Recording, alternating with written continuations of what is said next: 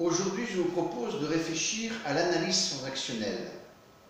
Eric Berne, chercheur, a analysé les transactions qui existent d'individu à individu. Il a découvert aussi qu'il y avait 6 types de personnalités.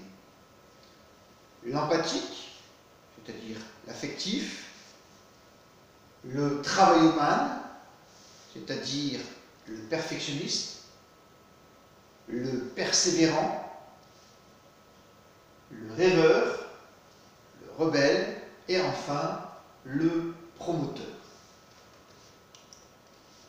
Lors de notre enfance, nous avons des injonctions qui ont été faites par nos parents ou nos éducateurs, qui ont formé ainsi un type de personnalité.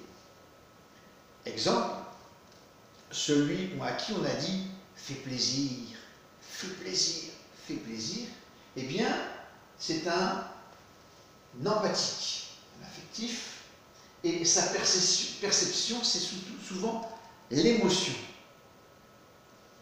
Et son échange, eh bien, il a besoin autour de lui de chaleur humaine. Celui à qui on a dit comme injonction « sois parfait », eh bien, devient ce qu'on appelle un travaillomane, un perfectionniste. Et son mode de perception, c'est plutôt passer par la pensée. Et il a besoin de logique. Une bonne relation avec lui, c'est vraiment argumenter. Soit fort, soit parfait, fort, un persévérant.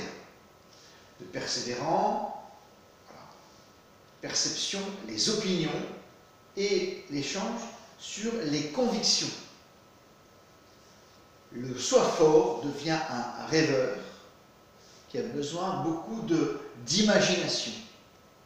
Et par contre, l'inviter à l'action.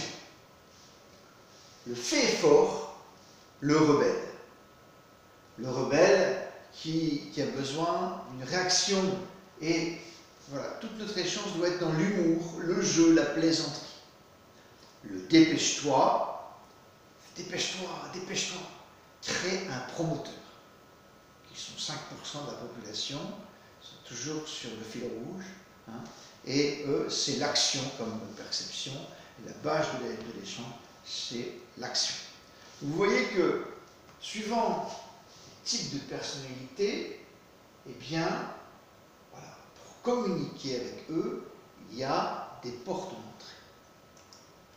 Alors, je vous laisse le soin de faire une pause sur chaque diapo, parce que c'est assez long, et qui définit un petit peu, j'ai fait ici une synthèse ici, de chaque type de personnalité.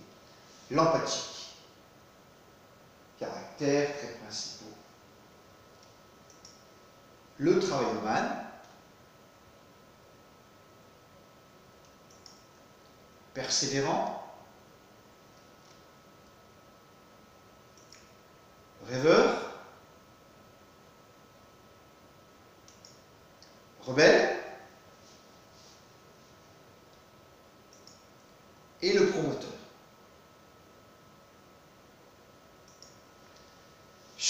Pour chaque type de personnalité, il y a un mode de management.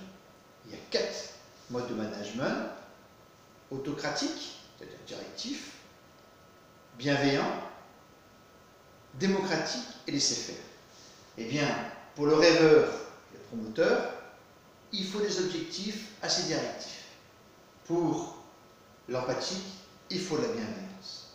La main sur l'épaule, avec la chaleur humaine dont il a besoin.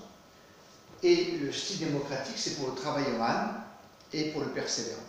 Par contre, il faut éviter le laisser-faire avec le rebelle et le rêveur. Le laisser-faire, eh bien, parfois, suivant un type de personnalité, il est bon de laisser faire.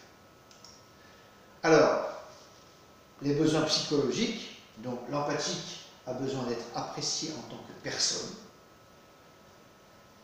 Satisfaction des besoins sensoriels, et puis les persévérants, ils ont besoin d'être reconnus pour leurs opinions. Le travaillomane, il a besoin d'être reconnu pour son travail qu'il a bien anticipé. Et le travailleur aussi a besoin d'une structuration dans le temps, agenda en main. Et le rêveur a besoin de solitude.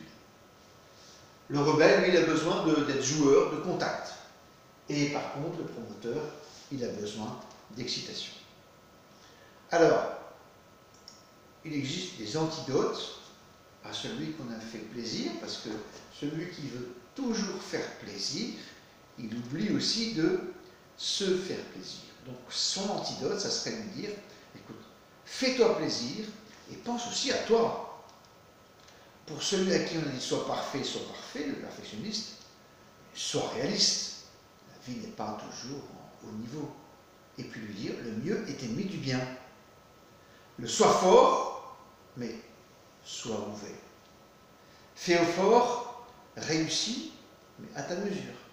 Et le dépêche-toi, gère ton temps. Alors voilà, je vous invite à découvrir votre personnalité. Il existe aussi des tests que vous pouvez trouver sur Internet qui vous aident à identifier votre personnalité. Se connaître soi-même et connaître l'autre, c'est un chemin pour apprendre à mieux communiquer.